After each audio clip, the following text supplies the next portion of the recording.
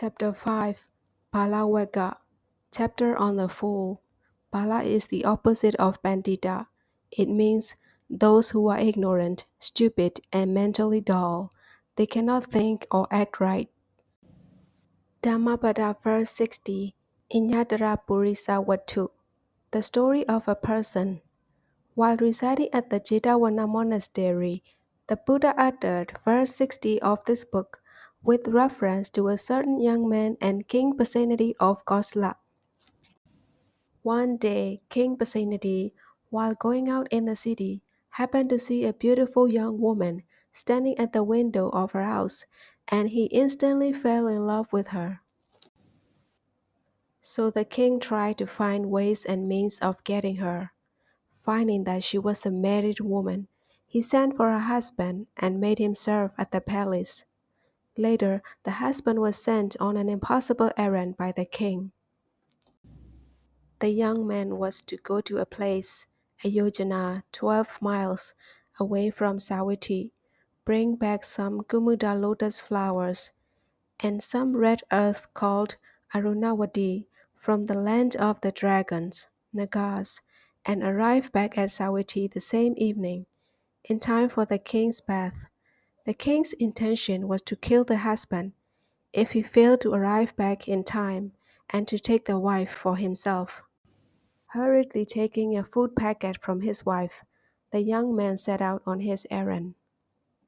On the way, he shared his food with the traveler. He also threw some rice into the water and said loudly, "O guardian spirits and dragons inhabiting this river, King Pasenadi has commanded me to get some Gumuda lotus flowers and Arunawadi red earth for him. I have today shared my food with a traveler. I have also fed the fish in the river. I now share with you the benefits of the good deeds I have done today. Please get the Gumuda lotus and Arunawadi red earth for me." The king of the dragons, hearing him, took the appearance of an old man and brought the lotus and the red earth.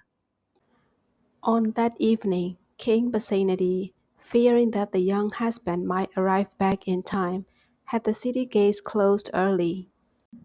The young man, finding the city gates closed, placed the red earth on the city wall and stuck the flowers on the earth. Then he declared loudly, "O citizens, be my witnesses. I have today accomplished my errand in time, as instructed by the king. King Pasenadi, without any justification, plans to kill me." After that, the young man left for the Jetavana monastery to take shelter and find solace in the peaceful atmosphere of the monastery. Meanwhile, King Pasenadi, obsessed with sexual desire, could not sleep and kept thinking out how he would get rid of the husband in the morning and take his wife. At about midnight, he heard some eerie sounds. Actually, these were the doleful voices of 4 persons suffering in Lohagombiniria. Hearing those weird voices, the king was terrified. Early in the morning, he went to the Buddha, as advised by Queen Malika. When the Buddha was told about the 4 voices the king heard in the night, he explained to the king that those were the voices of 4 beings, who were the sons of rich men during the time of Kassapa Buddha, and that now they were suffering in Lohagombiniria because they had committed sexual misconduct with other people's wives. Then the king came to realize the depravity of the deed and the severity of the punishment. So he decided then and there that he would no longer covet another man's wife. After all, it was on account of my intense desire for another man's wife that I was tormented and could not sleep the whole of last night, he reflected. Then King Pasenadi said to the Buddha, "Venerable Sir, now I know how long the night is for one who cannot sleep."